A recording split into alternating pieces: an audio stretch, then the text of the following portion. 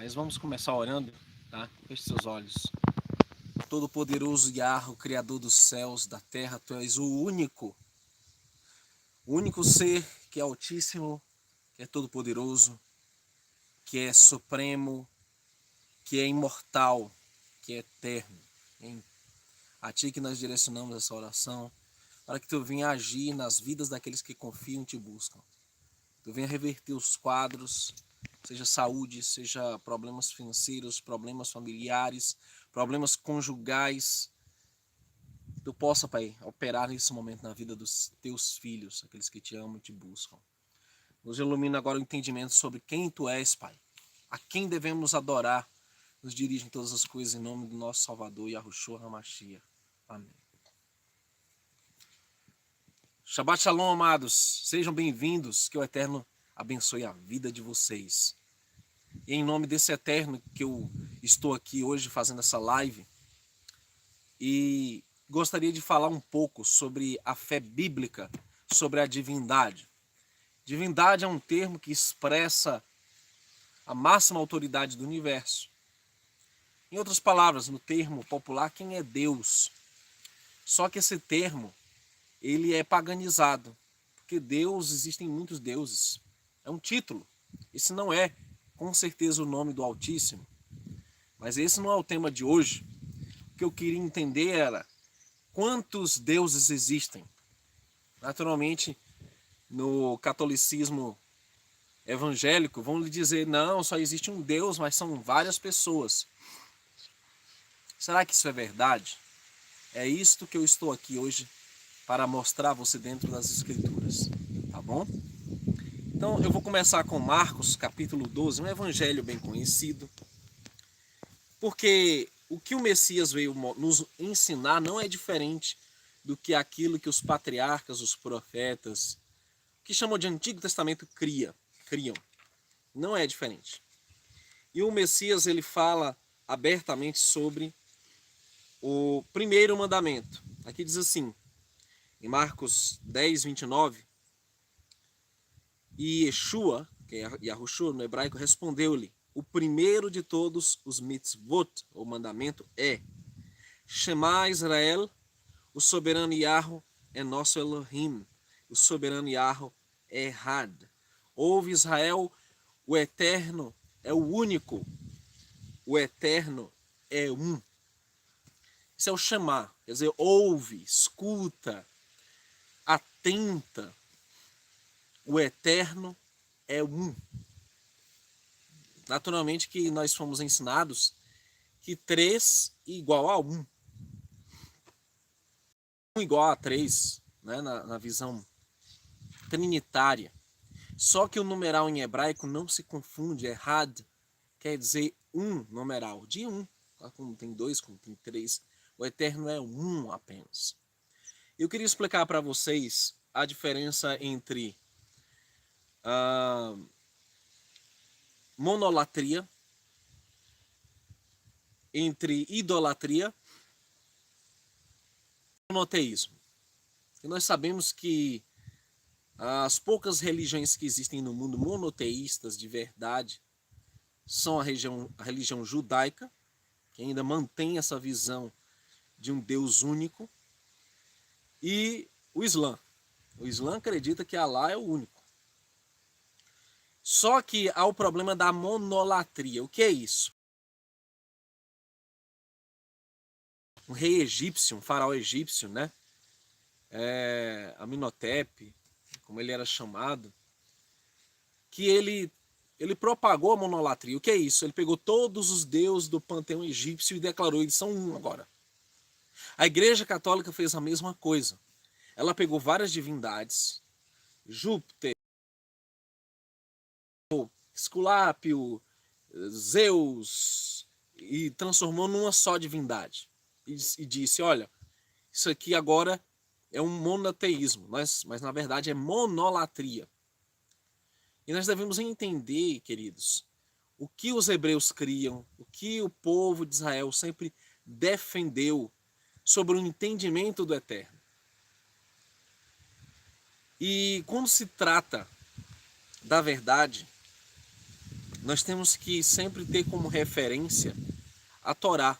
É a partir daí que nós partimos para o entendimento das coisas, é o princípio da primeira referência. E quando nós lemos, por exemplo, o Êxodo 20, os 10 mandamentos, lá está simplificada a divindade. Quantos são? Né? Em Êxodo 20, nós temos assim, logo de cara no primeiro mandamento, a seguinte menção, no capítulo 20 e no verso 3. Tu não terás outros deuses diante da minha face. Então o primeiro mandamento ele diz para não ter outros deuses. Só há um Criador dos céus e da terra. Só há um Altíssimo. Só há um que é Pai. Só há um que é eterno. Só há um que é imortal, em quem não há sombra de variação. É importante se certificar disso, porque vai ter gente que vai dizer, mas Jesus também é Deus. E quando nós entendemos a essência do Altíssimo, nós entendemos que ele é um único ser que se diferencia de todos os outros, até mesmo do próprio Filho. É o único ser que não recebe o título de príncipe. O Pai, o Eterno, não pode ser chamado de príncipe, porque ele não é príncipe. O Pai Supremo é o único que não pode ser chamado de filho, porque ele nunca foi gerado por ninguém, ele sempre existiu, ele é eterno. Tanto é que quando você diz assim, a mãe de Deus sofreu quando viu ele, peraí, Deus não tem mãe. Há um grande equívoco nessa afirmação, dizer que Deus tem uma mãe. Isso é um absurdo. Não, porque Deus, ele morreu por nós. Não, o Pai não morreu por nós, queridos. Vamos deixar bem claras as coisas. A Babilônia, a Babel, é justamente isso, ela é uma grande confusão. Ela vai confundir a tua mente, a ponto de que quando você pega os louvores cristãos, os louvores evangélicos, gospel, você vai ver as letras em que eles misturam muito, falando do Filho como se fosse o Eterno, Deus. Os louvores são dirigidos ao Filho, todas as letras com atributos que somente o Pai possui são atribuídos ao Filho, ao Messias, na letra dessas músicas. É uma grande confusão. Eu já vi pastores e crentes, né, das religiões orando para o Filho. Já vi muito isso. Orando para o Espírito Santo. Já vi muito isso também. Então existe uma grande confusão. Não se sabe quem adora. Não se sabe quem é o Altíssimo. O que é a divindade, segundo as Escrituras. E o que Shaul vai fazer? O que Paulo vai fazer, queridos? Em 1 Coríntios capítulo 8, eu acredito que esse aqui é um dos textos mais translúcidos, mais objetivos no entendimento do que é o Criador de todas as coisas. Eu vou já chegar em quem é o Filho, vou já chegar em quem é o Messias, a quem chamam de Jesus Cristo, cujo nome hebraico é Yahushua. Vou já chegar nisso. Mas 1 Coríntios 8, Paulo diz algo muito importante, eu quero que você marque na sua Bíblia, porque você vai ter que explicar esse texto para aqueles que, como eu, creem em apenas um Altíssimo, um Eterno, um Soberano, um Supremo de todo o universo. 1 Coríntios capítulo 8 diz assim, no verso 5, pois embora haja muitos que são chamados deuses ou senhores, quer nos céus ou na terra, como há muitos deuses e muitos senhores. Aí diz assim no verso 6, todavia, olha só, quando você lê um texto, seja qual for, você tem que prestar muita atenção nas conjunções, uma pequena palavra que vai ligar duas frases e vai acrescentar ali algum sentido. Todavia, é uma conjunção coordenativa adversativa, ou seja, ele está agora indo contrário ao pensamento anterior. Existem sim nesse mundo muitos que são deuses, né? Existem os alienígenas do passado que eles chamam de deuses.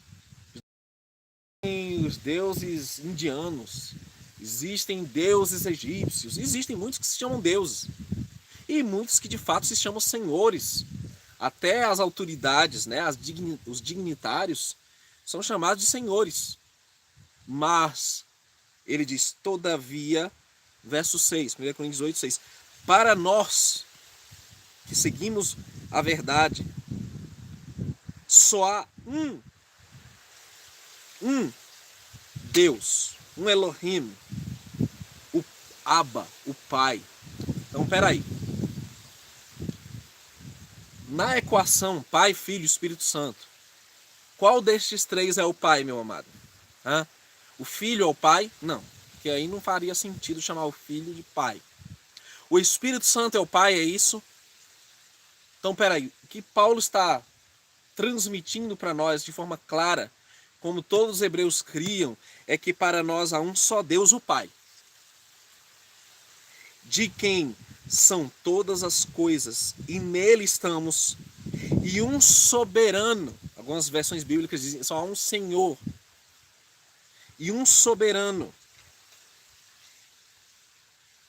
Yahushua HaMashiach, que é o Messias, pelo qual, pelo Messias, são todas as coisas e por quem nós vivemos.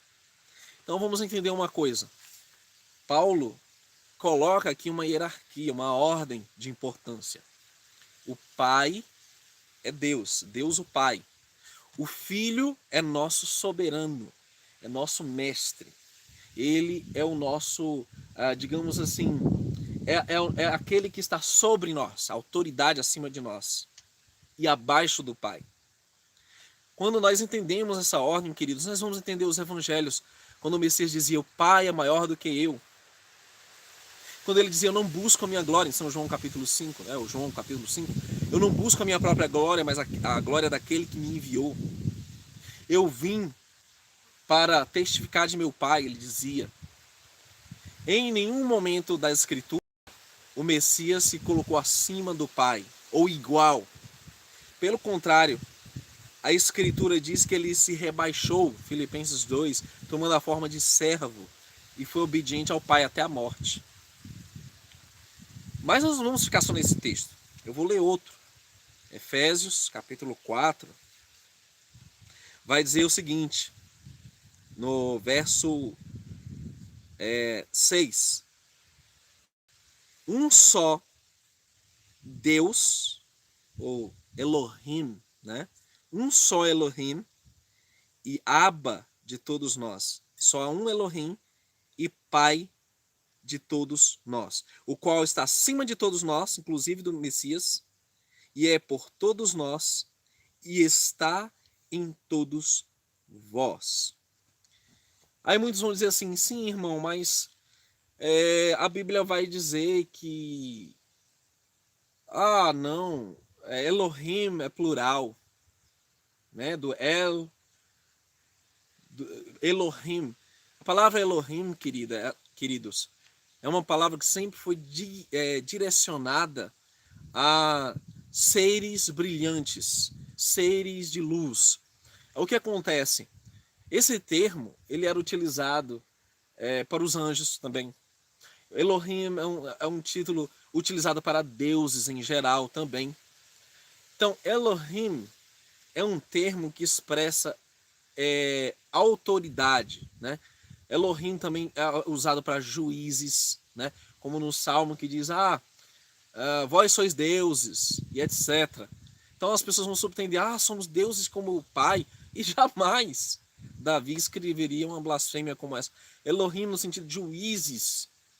Então, quando a Bíblia usa esse termo, ela não está sendo, digamos assim, específica quanto ao Altíssimo.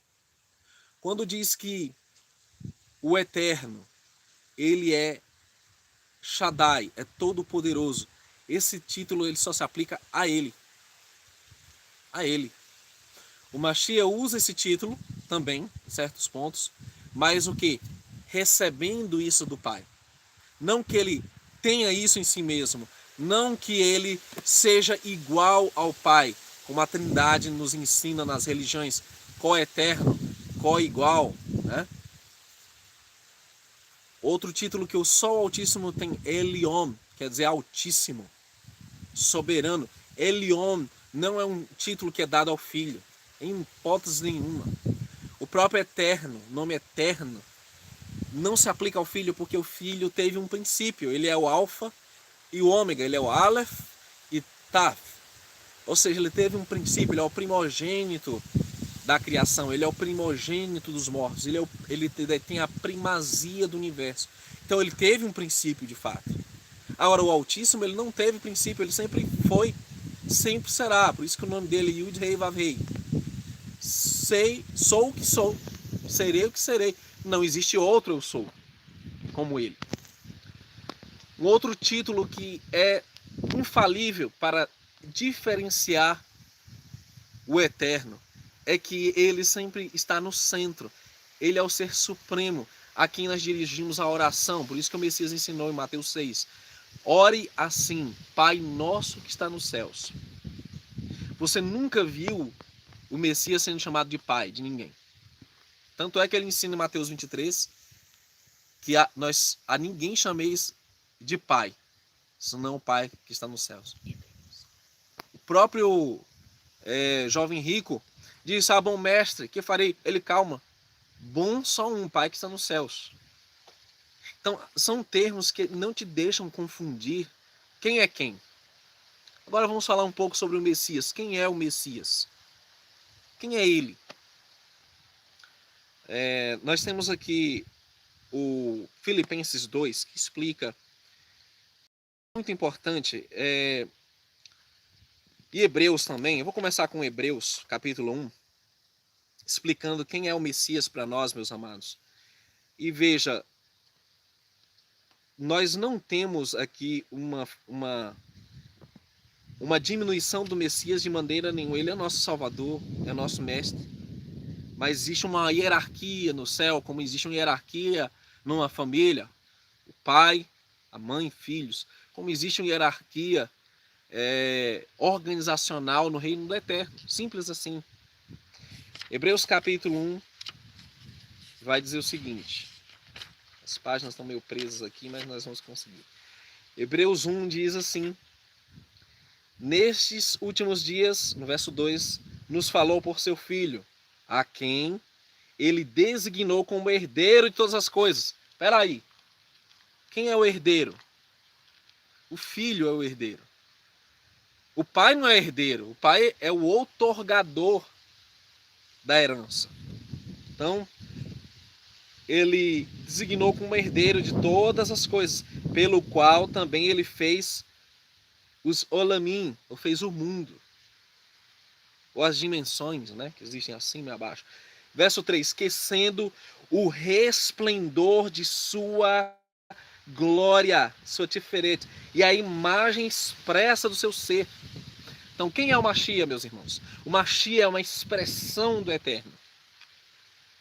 Ele é a imagem expressa da glória do Pai. Ele é uma emanação do Pai. No sentido de que ele veio do Pai, né? Então ele expressa o Pai, a glória do Pai. O que diz mais aqui? A imagem expressa do seu ser e sustentando todas as coisas pela palavra do seu poder. Então, quem é o Mashiach? Mashiach é a palavra, é a Milta, né? Que estava lá no princípio, haja luz, a expressão dele, parte dele. Aí ele vai dizer, a palavra do seu poder, quando ele tinha por si mesmo purificado nossos pecados, assentou-se à mão direita da magnificência nas alturas, havendo se tornado muito melhor que os malahim celestiais, muito melhor do que os anjos. Existem doutrinas, por exemplo, na igreja adventista que ensinam que Jesus é Deus, perdão, Jesus é Miguel, é o arcanjo Miguel, Jesus é um anjo. Só que a Bíblia diz que ele se tornou muito melhor do que os anjos celestiais, portanto ele não é o arcanjo Miguel. E ainda ele herdou o mais excelente nome do que eles. Porquanto a qual dos anjos celestiais disse em algum tempo, tu és meu filho, neste dia eu te gerei. Então, quem é o filho? Ele foi gerado do Pai. O Pai não foi gerado por ninguém, meus irmãos. O Filho foi gerado. É tão simples de entender Quem é o maior, o pai ou um filho? É lógico que é o pai quem manda numa casa. Embora hoje os papéis estão se invertendo. Mas o pai é maior. Aqui diz: Tu és meu filho, nesse dia eu te gerei, e outra vez eu lhe serei por Abba, pai, e ele me será um filho, interrogação. E outra vez, quando introduziu o primogênito no mundo, ele diz: E todos os anjos de Yahweh, do Eterno, o adorem. Então, toda a homenagem que o Messias recebe, a autoridade, poder, herança, é dada pelo Pai a ele. Ele não tem isso em si mesmo. Ele recebe do Pai. Mas o Pai não precisa receber de ninguém. Então, você vai vendo, a lógica é muito clara. Embora muitos trinitários vão dizer assim, não, mas é porque nós não podemos seguir a lógica quando se trata da divindade, né, de Deus. A gente tem que... Não é uma coisa que a gente nunca vai entender, eles dizem, mas são três. Espera aí. A palavra do Altíssimo, ela é racional. A Bíblia diz, vinde, razoemos juntos. As coisas têm que ser com a razão, com o entendimento. Não é a Babilônia, não é Babel. A Trindade é babilônica. Tanto é que, na antiguidade, todos os panteões de Deus eram representados por um triunvirato, em suma, né? Você tem na Índia Vishnu, Krishna, tem um outro lá que eu esqueci até agora. Você vê na Mesopotâmia, você tinha Enki, Enlil e mais uma deusa lá. Enfim, todos os pagãos, no Egito era Ísis, Sete, Horus, tem um triunvirato. A Trindade, ela é uma expressão pagã. Então, amados, o Messias é o Filho. É verdade que aquele que está sentado ao trono e ao Cordeiro seja louvor, honra, glória, porque o Messias recebeu isso.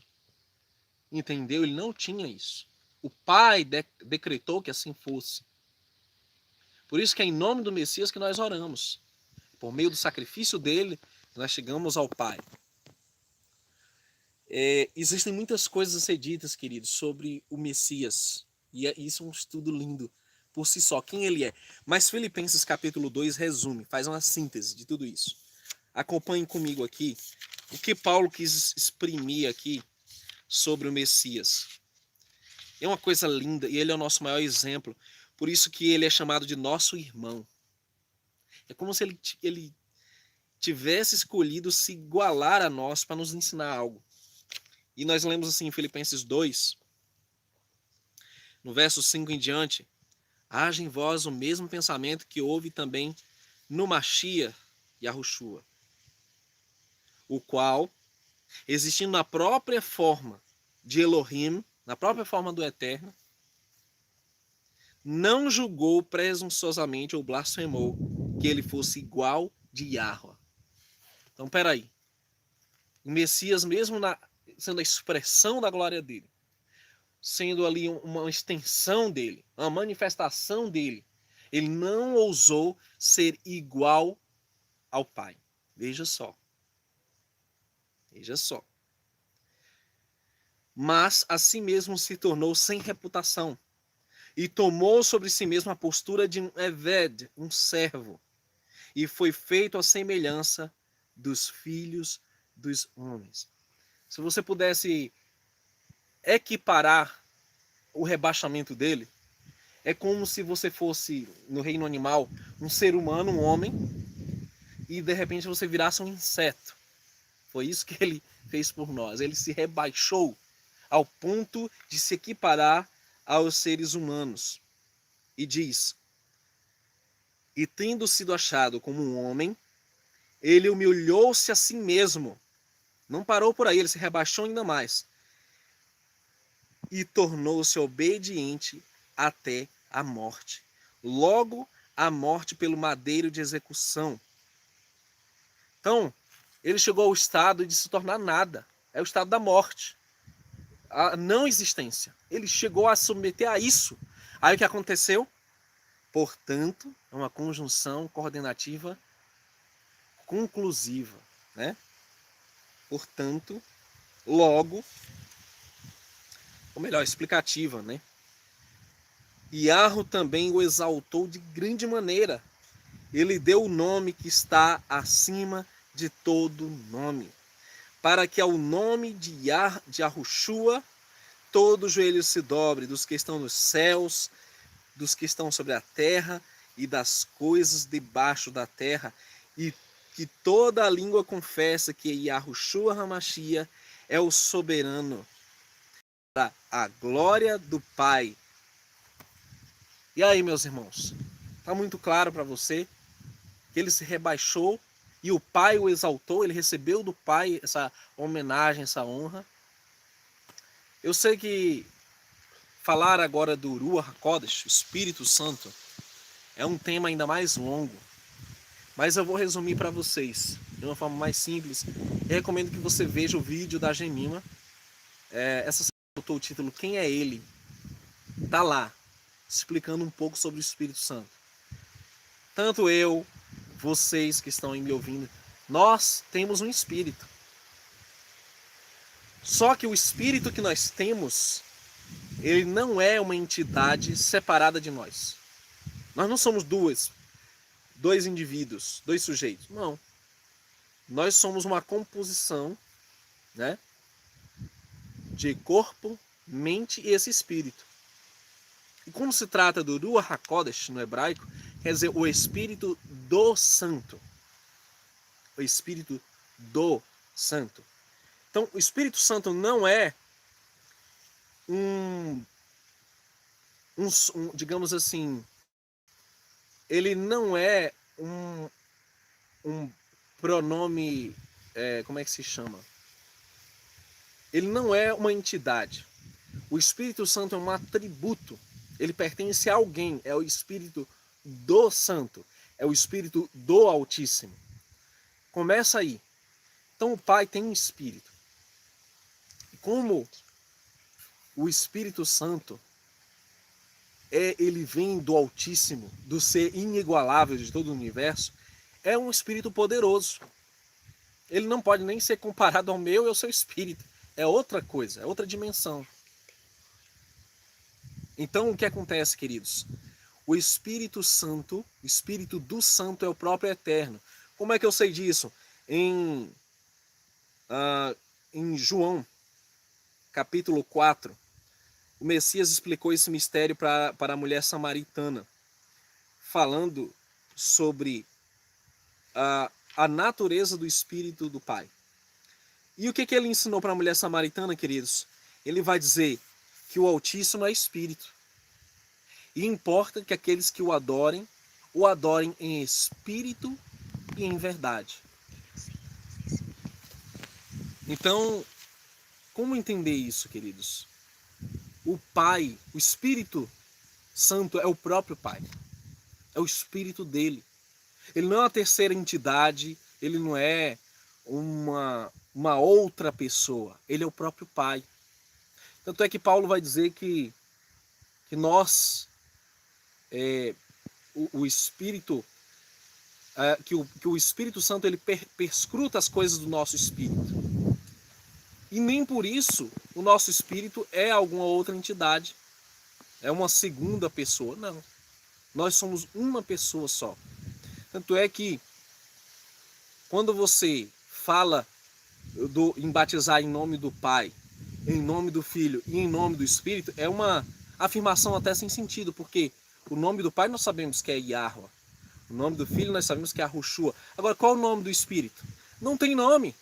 Espírito Santo é simplesmente o atributo do Pai. E até que nós nos desvencilhemos de todo esse paganismo católico evangélico, nós não vamos entender quem é o Altíssimo.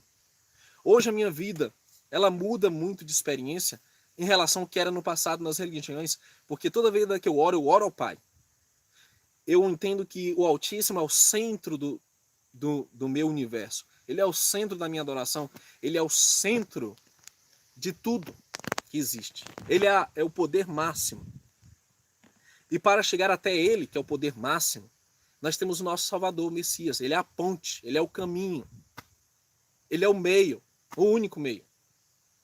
Então, quando nós entendemos essa concepção, que o Altíssimo é único, que não existe monolatria, que existe de fato uma, digamos assim, uma unicidade no eterno, aí nós vamos estar no caminho certo da verdadeira adoração.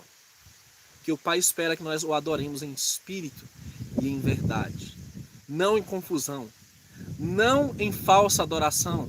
Não se louva o Espírito Santo, não se louva a qualquer outra pessoa a não ser o Pai, em nome do Filho.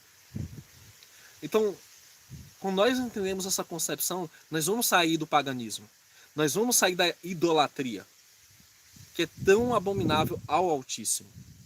E como o Altíssimo deve ficar triste por sempre estar sendo rebaixado e colocado em segundo plano ou equiparado a Maria, aos santos, a, sei lá, qualquer outra divindade. Como o Pai deve se sentir triste com isso? Mas os seus verdadeiros adoradores o adorarão em espírito e em verdade. Chegou essa hora, meus amados, que nós vamos voltar à adoração ao Deus único, ao único Criador, supremo, majestoso, que é sobre tudo e todos, e bendito seja eternamente. Ainda farei estudos sobre a divindade do Filho, ainda farei estudos sobre o Espírito Santo, mas a Trindade é uma idolatria. Ela quebra o primeiro mandamento e o segundo, para não ter outros deuses diante do Altíssimo e nem fazer imagens e adoração a qualquer outros deuses senão o Altíssimo. Então, o primeiro mandamento é um dos mandamentos mais quebrados nas religiões e menos percebidos, porque a Trindade é sutil. Ela é uma monolatria velada, né? Onde se cultuam vários deuses e ainda afirmando que estão adorando um só, que é totalmente descabido, sem sentido. Espero, queridos, que você tenha entendido essa mensagem dentro das Escrituras. Espero que, pela palavra do Altíssimo, nós tenhamos compreendido, mesmo que a Bíblia tenha sofrido algumas alterações, alguns acréscimos, como Mateus 28:19, que não está lá para batizar em nome do Pai, do Filho e do Espírito Santo, é batizar em meu nome, ele disse.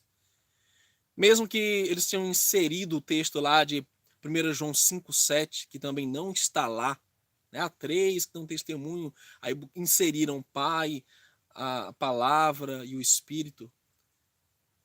Mesmo que tenham inserido tudo isso, nós devemos ficar com a nossa fé antiga, o caminho antigo que os hebreus criam e seguiam. E foram gravemente punidos por desobedecer esse mandamento e fazer monolatria. A primeira coisa que Jeroboão fez depois que partiu o reino de Israel foi fazer 2 bezerros de ouro. Aí acabou-se. Que o Eterno nos abençoe, meus amados. Shalom, shalom para você. Até um próximo estudo, se o Eterno permitir.